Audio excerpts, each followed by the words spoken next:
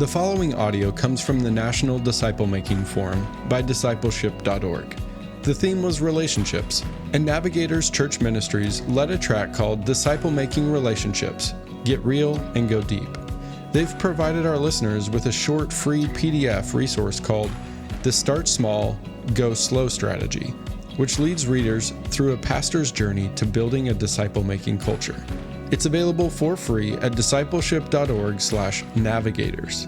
That's discipleship.org/navigators. Now here's today's track session.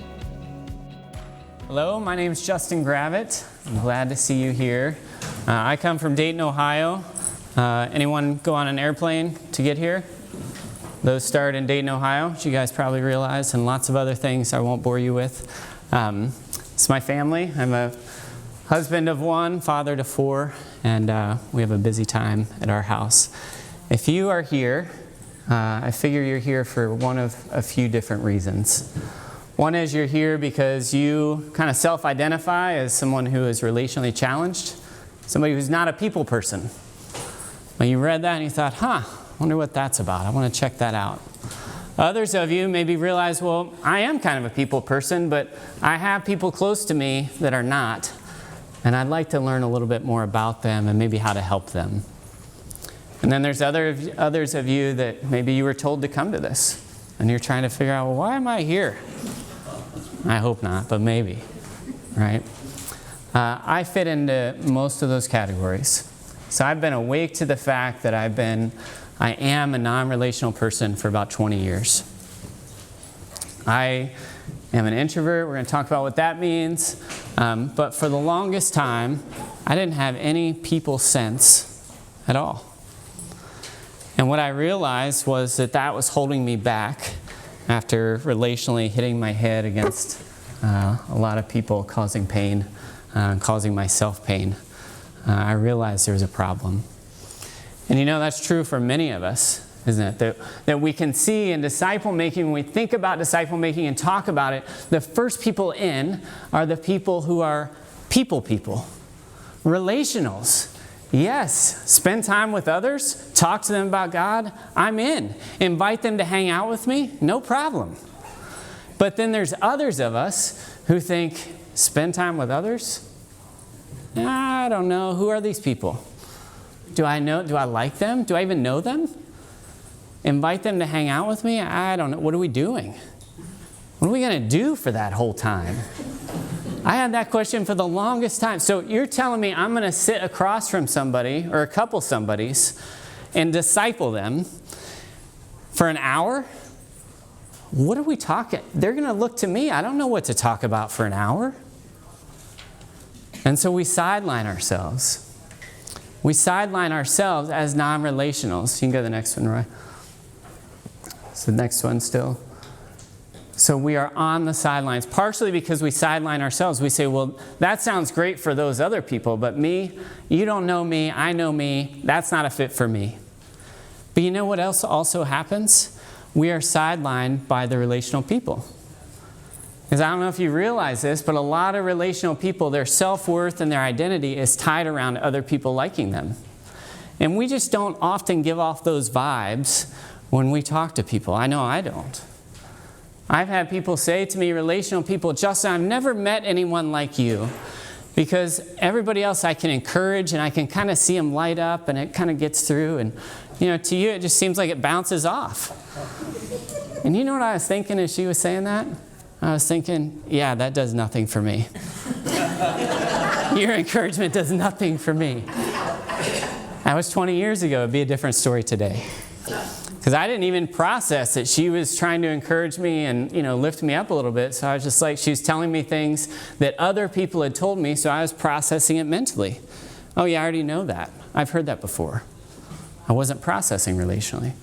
And so relational people, when we interact with them sometimes, they think, well, out of all the people I could disciple, I'm not choosing Justin because when I'm with him, I feel a little uncomfortable.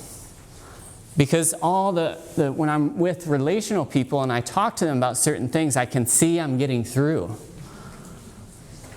But with me 20 years ago, you couldn't see you're getting through. And so I've had to learn relational skills the way people learn math. in books, with others tutoring me alongside. And so a lot of us, though, we don't even think about it. We don't talk about this subject, do we? We don't talk about the difference in the way that relational people and non-relational people engage with disciple making, the way that they're interested in it or not interested in it. I want you to know, if you self-identify as a non-relational person, you are at home here. You're at home here.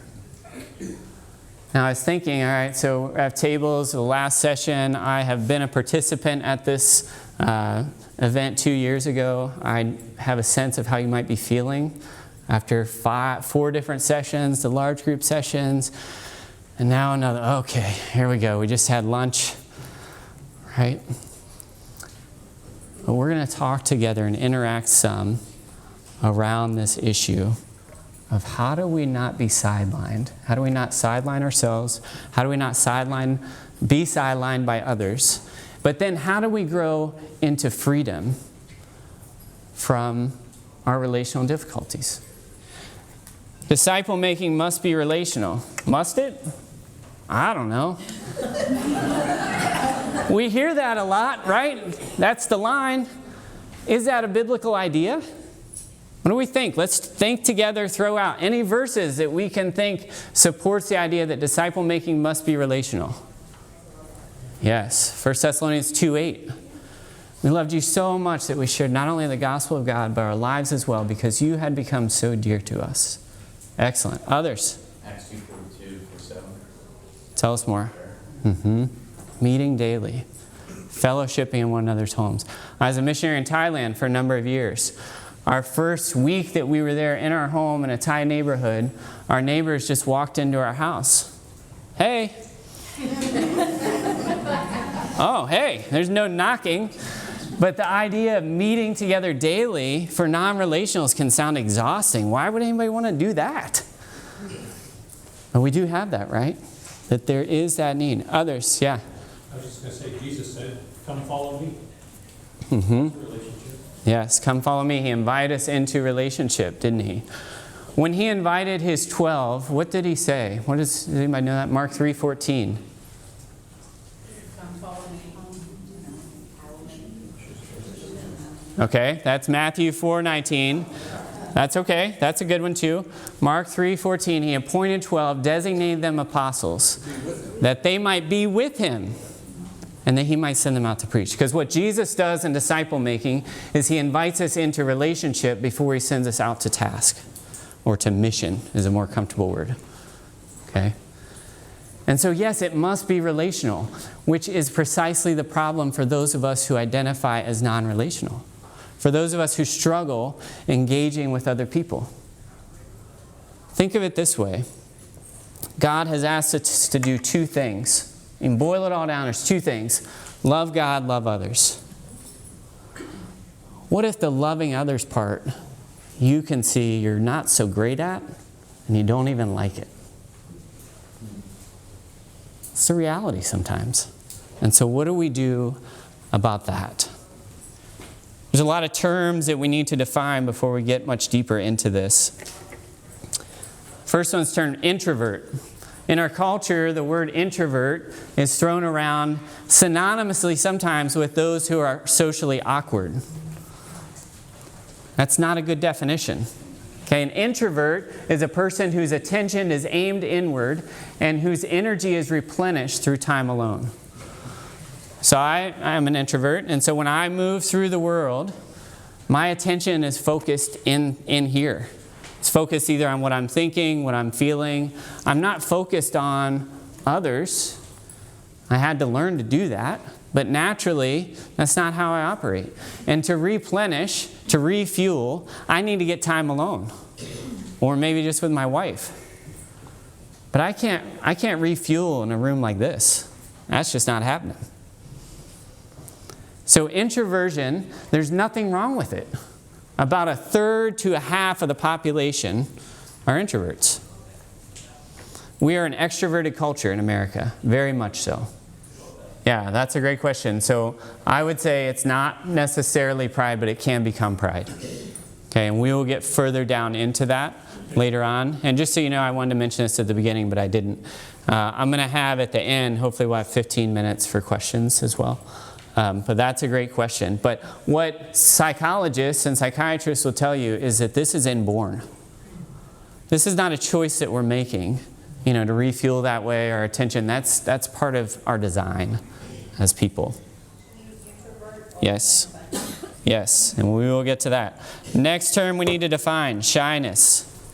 What does it mean to be shy? Shyness is excessive self-consciousness, self-evaluation, and preoccupation with self. So this is more we might think about, you could see how pride might be considered part of shyness. Shyness is something you do, it's not who you are. Shyness is something you do, it's not who you are. 40 to 45% of American adults describe themselves as shy. 90% of American adults would describe themselves as shy at some point in their life. So 90% can relate in some way about being shy. Now, we don't use this word much anymore, do we? Shy, shyness. The word we use now is social anxiety. So the modern term for shyness is social anxiety. Now we have to distinguish a little bit because there's also a psychological phobia that is identified as social anxiety. That affects only about 2% of the population, and those people would not be here. These people that are suffering with that problem have trouble going to the store and making a purchase. They have trouble just engaging in everyday life. But commonly, we use the word social anxiety to refer to shyness now. And so we need to define all these terms to get to where we're going to go together today. But let's think about the difference between shyness and being an introvert. If you see, shyness is the fear of social disapproval or humiliation, while introversion is the preference for environments that are not overstimulating. There were some of you in the room that when I said, let's just sit in silence for a few minutes, that loved that. And thought, finally, some peace and quiet around here. Right? Because we prefer environments that are not overstimulating. Shyness is the fear. Okay? Next, if you see two people standing in a wall at the party, any party, two people on the wall, the introvert is there because he wants to be. The shy person is there because he feels like he has to be. They're there because they're afraid. They're there because the person who is shy might be standing over here on the wall and looking at everybody else having a great time and thinking, man, I wish I could do that. I just don't know how. The introvert's just standing there because he wants to be standing there. You're not afraid. You're just like, just stand here for a while. Introversion is born, social anxiety is made. What I've found is that as I've walked the road in my own life, I've begun to be able to see in other people when they are dealing with the same things that I have dealt with and continue to deal with to a lesser degree. I not only see it in my church when I'm interacting with lay people, but I also see it with pastors that I work with. You see, because the thing about shyness is it can morph sometimes. So sometimes we can be shy in social settings, but in our work, we view ourselves as playing a role. And so I know what a good teacher looks like or a good pastor looks like. And so they can go and initiate with people when they have their pastor hat on, but when they go to their wife's work party, they stand on the wall because they're afraid. So this runs deep. Okay? But imagine one of the biggest things God's asked us to do is your greatest weakness. That's the reality for some people. Here are some questions that shy people are asking of themselves, of their pastor, in the counselor's office. Why am I always uncomfortable around people? Why am I so afraid that expressing who I really am and how I really feel would make people reject me? I feel so lonely. Why can't I just get over this and engage with people? Why do I feel on guard in every interaction that I have? It's exhausting. And those of you that deal with this or have dealt with this, you know what I'm talking about. You can feel it physically. The tension and the guardedness that you feel when you begin to interact socially with people. Even if you're able to do it, internally you're like this, and you're tense. Why do I tense up when I walk into church, pass through a crowd, until I make it safely to my seat? You know the feeling. So what do we do? I want to root and illustrate even further what I'm talking about in some vignettes. Okay, so the first one we're going to look at is a guy named Bill. Bill's 43 years old and he's an accountant. He's an excellent father and Boy Scout leader. He's at a work party. He stands on the wall because even though he's trusted and competent at work and at home, social situations are his weakness. You'd never know it by looking at the guy. But as a kid, he was picked on for being clumsy and just different in general. His self-image is not quite good enough, drives him to excel in many situations. But at parties, he just doesn't know how to blend in. Showing up to the party was an act of courage for him because for the entire hour that he stands on the wall, he feels trapped, embarrassed, and out of place. Bill makes an effort, but after an hour he goes home feeling ashamed and like a failure. But as he drives home, he reminds himself, well, at least I went. At least I went. Next, there's Holly. And as I'm reading these, I want your antenna to be up about the similarities and differences that you can see in these people. Holly's 28 years old. At a church picnic, she's a nurse and mother of 2. She stands behind the food table, ready to act whenever the food begins to run low. Wherever she goes, she helps any way she can. Her such readiness to lend a hand earns her praise. And after all, we're never more like Christ than when we serve. It's true, but there's a deeper truth that Holly carries with her. She stays busy to avoid the deep discomfort she feels when talking with strangers and acquaintances. For as long as she can remember, such situations cause her brain to go blank. She's never sure what to say and hates how exposed she feels in those situations. When the picnic ends, she helps clean up. And as she leaves, she collects her thank yous and goes home feeling good about serving, but wishing she could connect more deeply with others.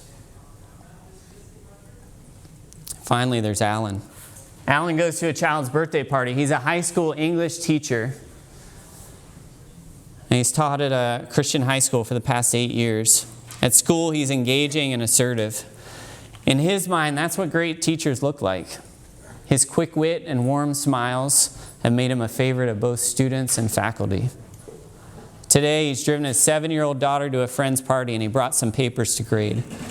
He finds a seat off to the side of the party room and starts grading. After a while, another adult walks up and offers him some cake.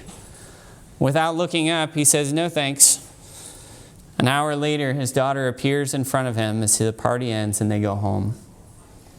Alan leaves feeling happy because his daughter had a great time and he got most of his grading done. 3 different situations, 3 different people. I want you to talk around your tables, or those of you who are back there, just 3s or 4s. And I want you to share, what did you hear? What were the similarities? What were the differences? And then we're going to talk about these 3 people and what's going on with them. Okay, so go ahead. Okay, let's come back together. Let's come back together. What I want to hear from you guys is, what were you talking about?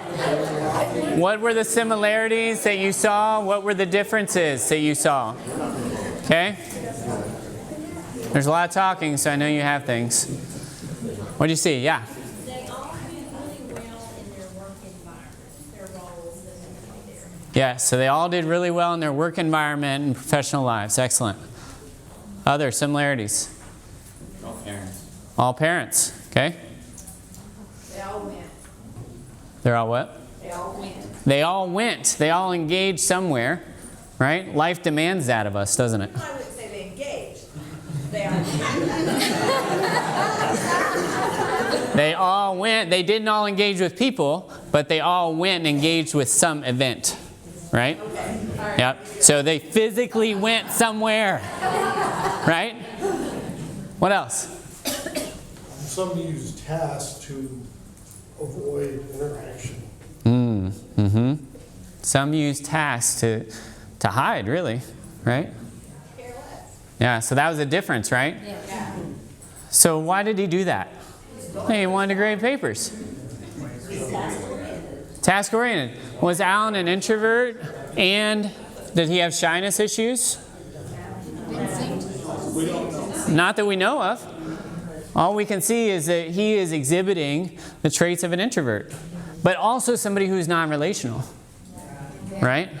Somebody comes and offers him a piece of cake, he doesn't even look up. No thanks. Right? No others awareness. If you were here in our last session, he does not have others awareness. But we can't see any indication that he's shy or deals with social anxiety. He did say thank you. That's something. Could have been worse, right? Others, similarities, differences. Holly seemed to be seeking approval Okay. to people, where the other two avoided engaging, being disapproved. So Holly seemed to be possibly seeking approval, right? She's certainly getting a lot of approval. I agree. Yeah. And so did Bill. Yeah. She hit talked about. She had a great year. Isn't that interesting? Because if we knew Holly in our church communities, we might never know. We might put her up on a pedestal. Look at what a great servant she is. But her heart was not doing it to serve. In her heart, she was hiding. I think there are lots of Hollies in a church environment. I think you're right. Yeah, I think there are a lot of Hollies in a church environment. Men and women, right? And I think there are introverts and extroverts Hollies. Yeah, great point. So, extroverts can have social anxiety too. You know what they look like? They're the people that come and they talk your ear off and they don't have any others awareness. Or they're so over the top they have to be the center of attention all the time. They don't know how to engage, but they're engaging in a different way, right? Whereas introverts with social anxiety will tend to withdraw. Extroverts with social anxiety will engage, and a lot of times it's over the top engagement. But you're right, great insight. Other things you guys observed. And so that was to help us illustrate and to see that, remember that quote, if two people are on the wall, the one that's an introvert's there because he wants to be.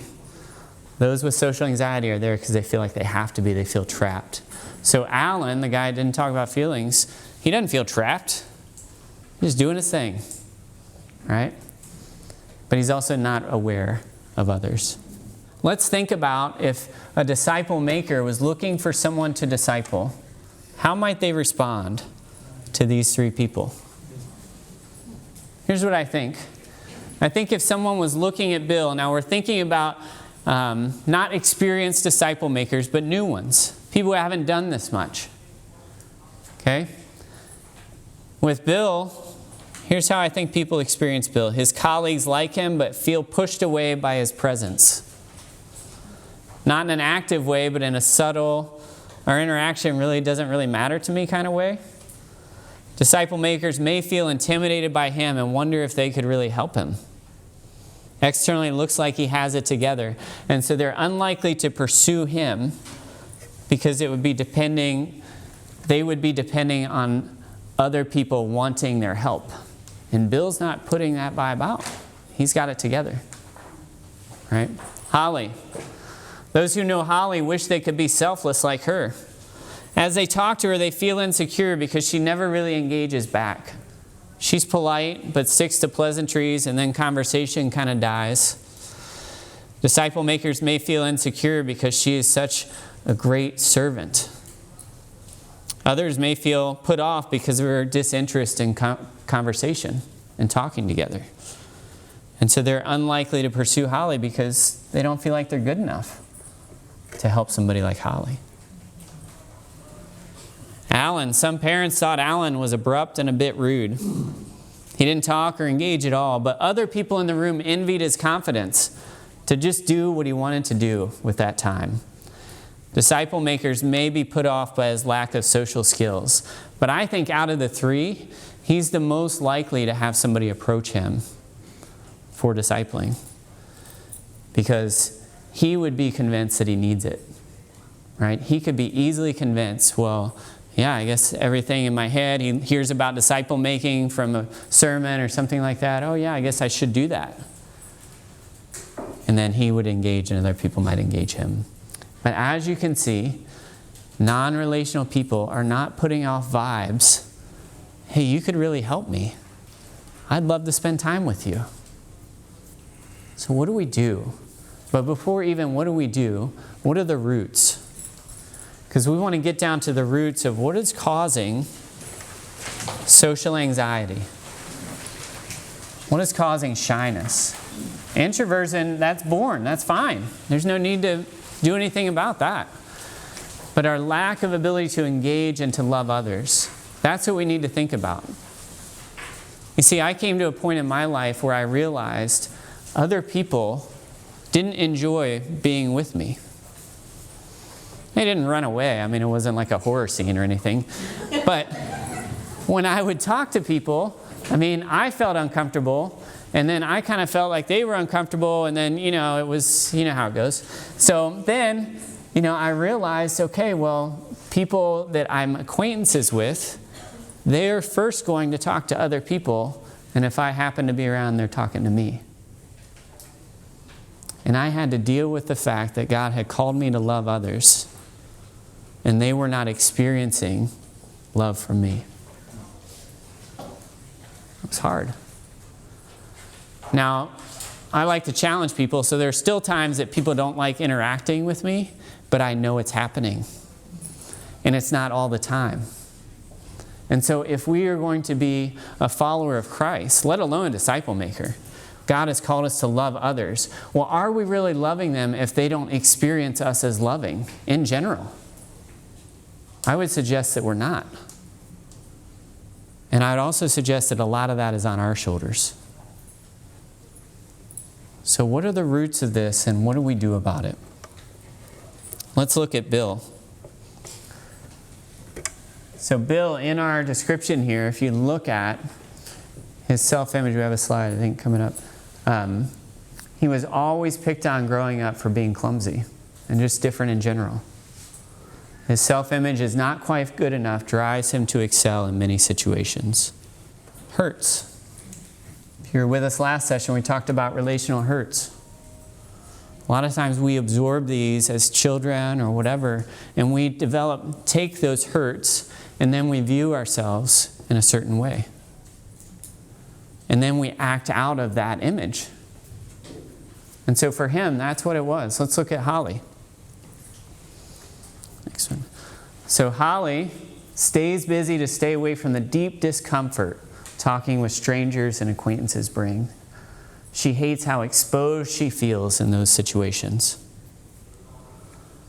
So this doesn't tell us a ton about the root for Holly, but it does tell us why it continues.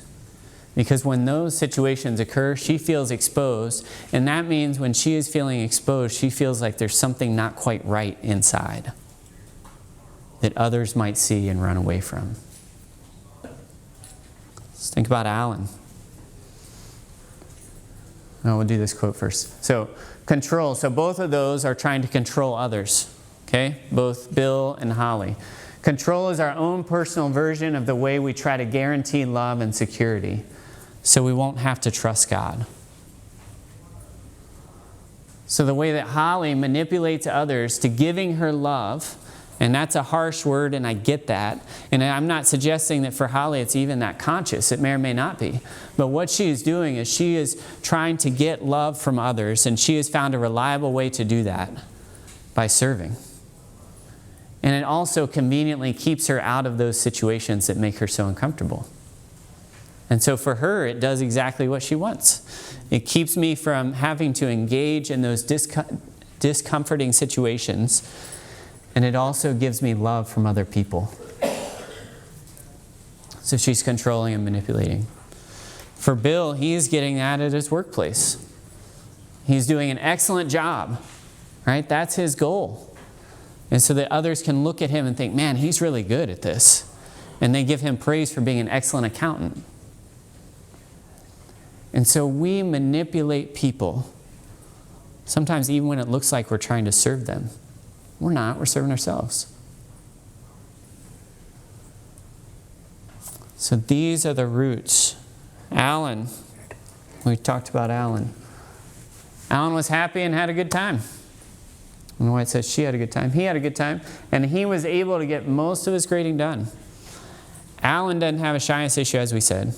He has an awareness issue, social awareness, others' awareness. Hurts impact our image. Next one. Impact who we are. And we have a choice. Everybody on the planet has a choice. When we engage with others, are we engaging out of fear or out of love? Those are your two options. Fear or love. And it just so happens that these are two of the most common biblical themes. Do not fear. Do not be afraid. I'm with you. Over and over and over again. Love others. Love one another. As I have loved you, so you must love one another. The golden rule. We need to go to the platinum rule. Golden rule, treat others the way you want to be treated. If we did that, we would just say, we'll leave them alone, because we want people to leave us alone. Just let them be. But as non-relationals, we have to go to the platinum rule. We have to love them the way that Jesus loved us and continues to love us. That's what we have to do. Because every time we engage somebody, and you can feel it, if you're non-relational, you can feel the tension. And you have to identify that, and we're going to get to in just a second, what do we do specifically? How do we help move out of this? But when you feel it, that's your antenna, that's your cue. I'm relating out of fear right now. God, help me relate out of love. 1 John 4:18. There is no fear in love, but perfect love drives out fear, because fear has to do with punishment. The one who fears is not made perfect in love. We are imprisoned by our fear. When we relate out of fear, we remain in that prison. When we begin to relate out of love, we take steps out. And much like prisoners who've been locked up for a long, long time, when they step out, they're unsure.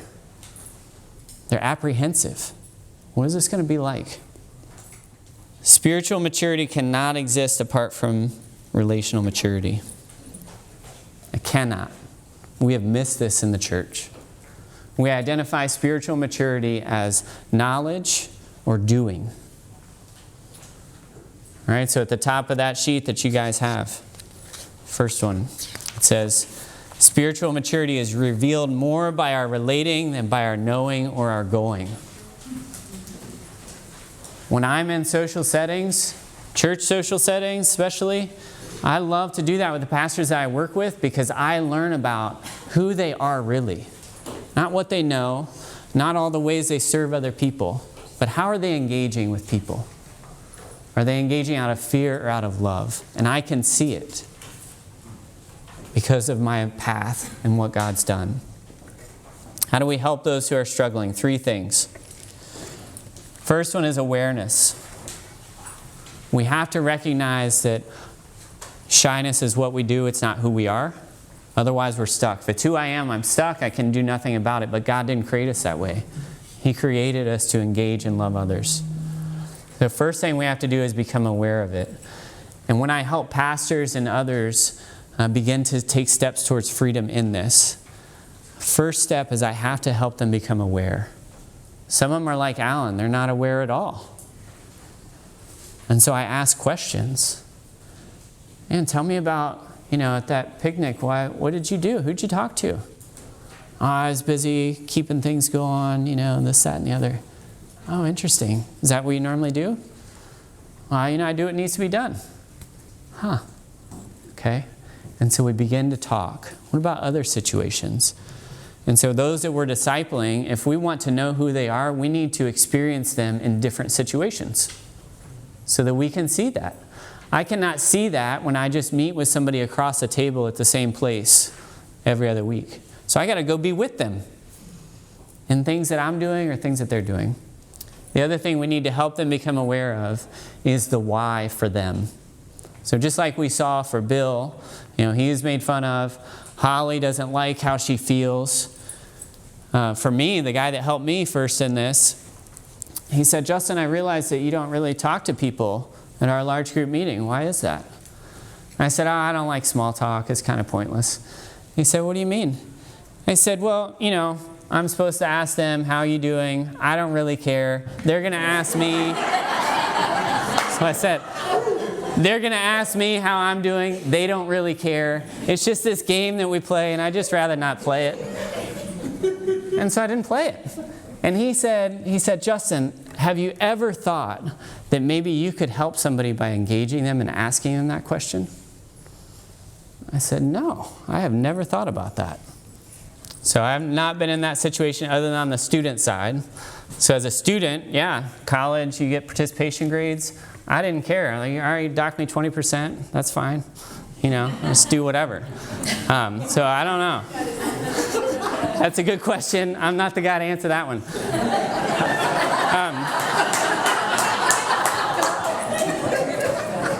But we have to uncover the why. So for me, I had to uncover, and I had developed over time a view of myself that I'm not good with people.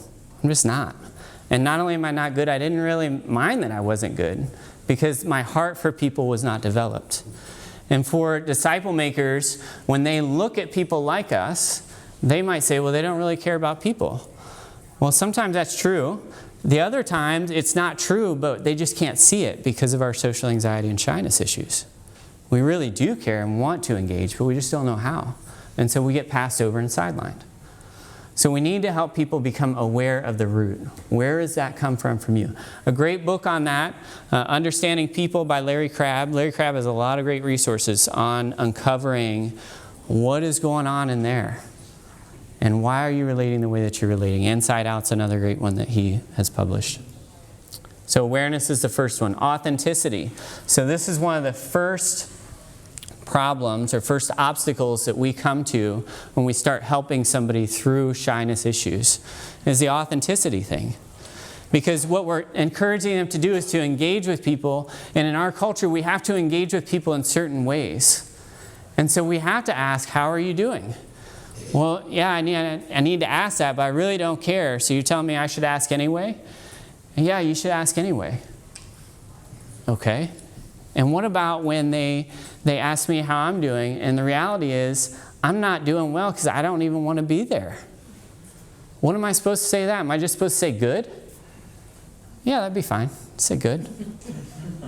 So, right, hurtful event, whatever that was, we can trace it back a lot of times. The belief about ourselves, the image about ourselves, and then the goals that we have, so that's manipulating. Right? So how can I stop that from happening anymore? Well, I can become really good in my field, and then people will praise me for that. And then I don't have to worry about the personal connection because people will come to me in admiration. And then behavior, so that's the outworking of that. But the authenticity. So what I help people figure out is you need to get to the deeper truth. And so when you're talking to somebody, when you stop talking to them, a lot of socially appropriate to say, it was really nice talking to you. Now the reality is you might have wanted that conversation to end 10 minutes ago because it wasn't so great talking to them. And that is true, but there's a deeper truth. There can be a deeper truth. And the deeper truth is God has called me to love people. And I'm trying to show love to this person. And even if I failed in that or don't know how I've done in that, what is the deepest part of me is that God has given me an opportunity to show love to this person. And so I can look at them and say, it was nice talking to you. Or I can look at them and say, I've been looking forward to seeing you today.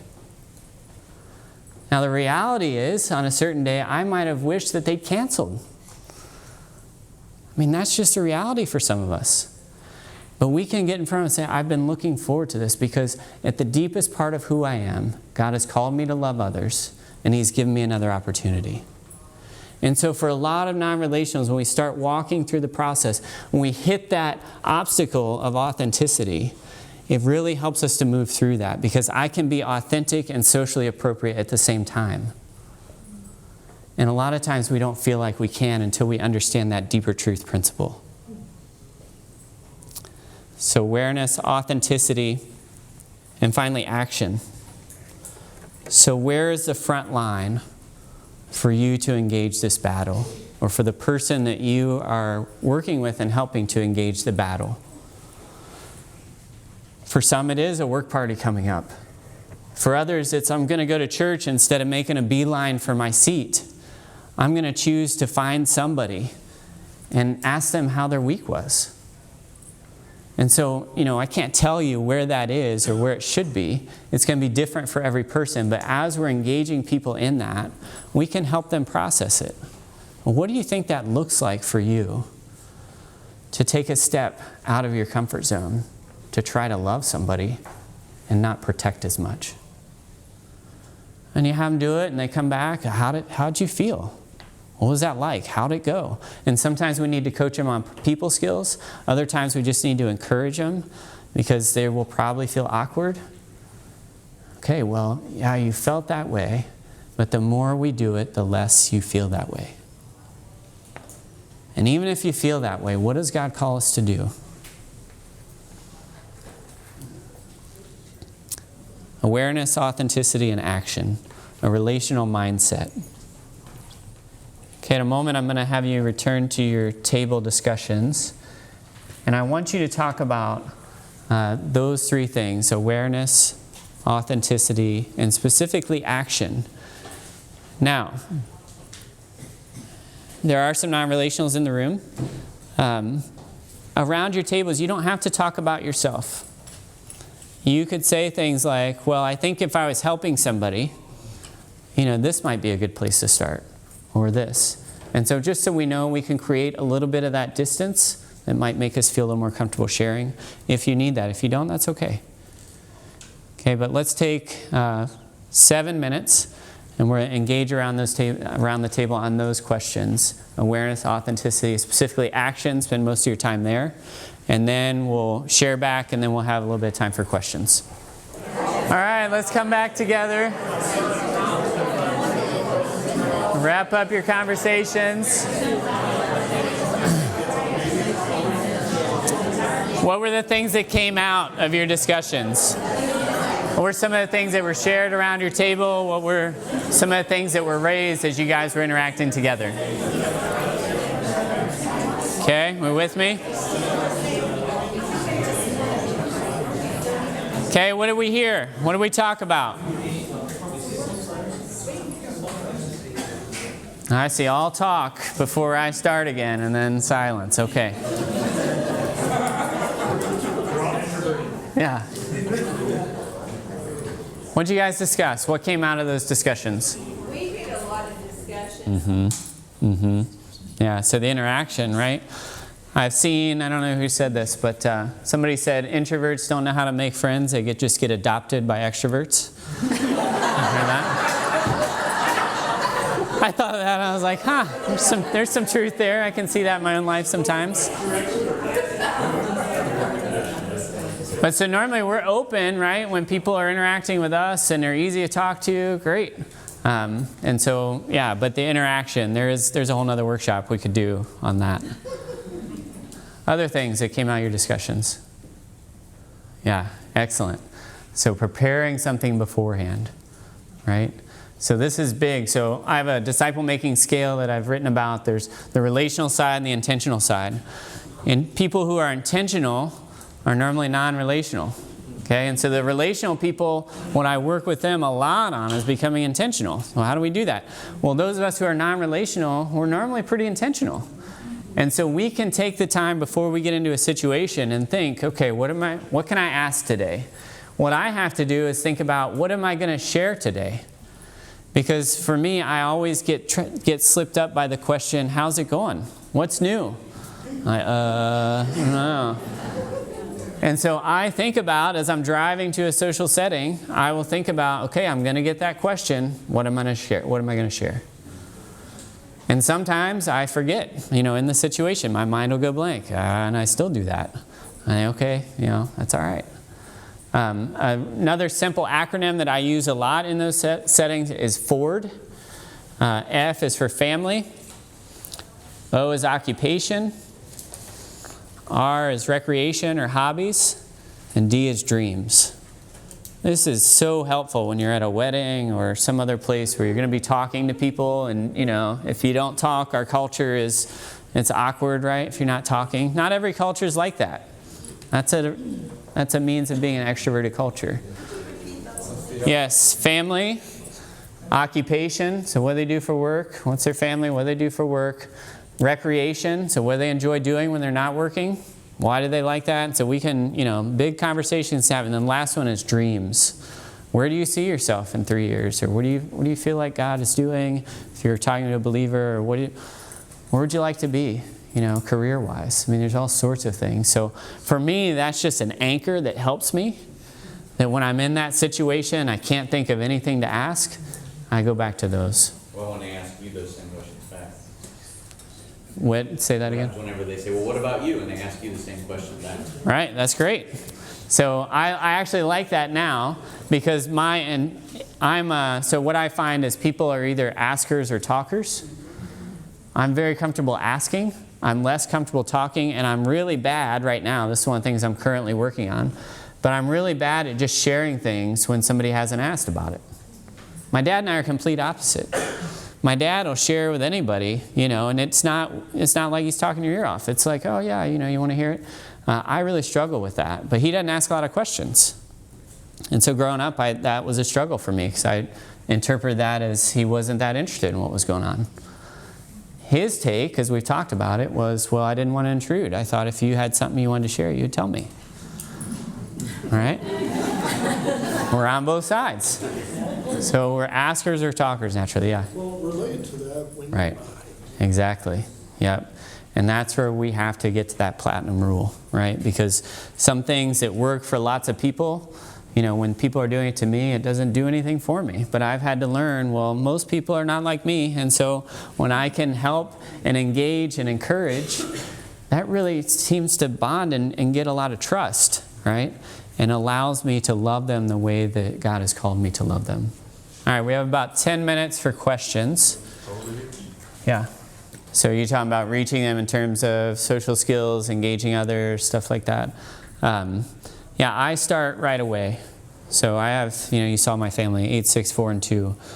We have conversation, and when we have people over to dinner, everybody but the 2-year-old has to ask a question to the people that are there. And we'll say, all right, they're coming over, what are you going to ask? And so we're thinking about it beforehand. We've talked about why we do that. Because we don't want them to feel like they're just, along for the ride. And part of my story is I was never taught any of those things. And yes, because there's teeth. And so there's a consequence. So for my kids, you don't ask a question, there's something that happens, right? Because we expect them to do what we ask. And so I would have, but I wouldn't have seen the value until I was older. But what we're trying to show them and teach them is, here's why. Because we want to love people. You want people to love you, right? Yeah. Okay. Well, here's a way that we as people interact. They're going to ask you something about school probably. You need to ask back. Now with my 8-year-old, we're to the point where, all right, you should ask a question. The other thing I want your antenna up for is if somebody asks you something, if you can ask them that same question back, you need to do it. Now sometimes that doesn't work, right? So how's school going? Well, they're not in school. And so she hasn't done that, but I say, well, what you can ask then is you can ask about how their job's going. And so these very basic fundamental people skills that honestly I feel like most people just intuit growing up. They just get absorbed. But for me, it never went in like that. I wasn't aware and I didn't know it. And then I went off and, there were a lot of consequences both in my work life and in my personal life. As a result of not being aware of things, because people made judgments about who I am in my heart because of all that. Yeah. So how did I start becoming aware, and what was the catalyst? So the catalyst was men who was investing in my life, discipling me. The first guy I told you, that was the first conversation, the small talk one, that I had a bell go off. Another one was the encouraging conversation that I mentioned earlier. But I felt God calling me into vocational ministry, and this is how far back I was. I didn't even process that that would be a relational thing. Not at all. I had a love for God and a love for His Word, and I thought the more I know God and His Word, the more impactful I'll be in people's lives. And I was partnered up with a guy who was the ideal people person of the world. We'd go into groceries and he'd get free stuff from the checkout ladies, and I was like, what is this? And so after a month of living with this guy and pioneering a work on a campus, he had guys coming over to our apartment like every day, knocking on the door. Hey, is Drew around? Is Drew around? You know, I'd be answering. And one day it was a guy that I had been trying to interact with and chase down, and he kind of knocked on the door, and I thought, oh, he's, you know, somebody here to see me. And we talked for a little bit, and he's like, hey, is Drew around? And I was like, but what Drew would say to me was, he would say, man, I wish I knew the Word like you. And I wish I knew God the way that you knew it. So I knew that it wasn't just in my head that I thought, well, I know God and His Word better than Drew, but yet he's having such a greater impact on people. Why is that? And I had to come face to face with that, and it was really hard. And so what I did, somebody had given me a book called Becoming a Person of Influence by John Maxwell. And I had read it before, and I didn't think much of it. I was like, yeah, it's basic, yeah, integrity, love people, yada, yada. But I never asked the question, well, am I actually doing this in people's lives? And so I could see the stark difference, and I was missing something. And so I just started reading that book, and I outlined it, and I read it probably 10 times. And then I would take each chapter, and I would say, okay, this week I'm going to work on encouraging. And so that was my point of action, right? And so I would say, okay, well, I'm not encouraging people, so I'm just going to try to encourage people this week. And then I'd go on to the next chapter. And I did that for years. And I would ask people, you know, tell me about how do you experience me? When we think about spiritual maturity, and I said it before, it is revealed more by our relating. Because isn't the heart of discipleship, the heart of making disciples, it's about who we are, not what we know. We are the messenger. We don't bring a message. We do bring a message, but the message is us. And so for me, and you guys all know this, there are certain people that when you sit down with them, you're very comfortable and it's easy to talk to them and you feel accepted. And there's other people where it's hard to hold a conversation with them and you just feel like, I don't want to be doing this right now. And I want to be the type of person that when people sit down with me, they feel comfortable and open up. I feel like if I'm doing that well, that's what I see Jesus doing. I mean, look at His interactions with people. And so what are the things in me that are holding me back from that? And that's where I have to engage. So that's a long answer to a good question. You've been listening to the Disciple Makers podcast. The message you just heard was from Navigator's Church Ministries track called Disciple Making Relationships. Get real and go deep. Make sure to download their free PDF at discipleship.org/navigators. In addition to this podcast and that resource, you'll find other great discipleship resources at discipleship.org as well. May the Lord bless you as you seek to grow as a disciple maker.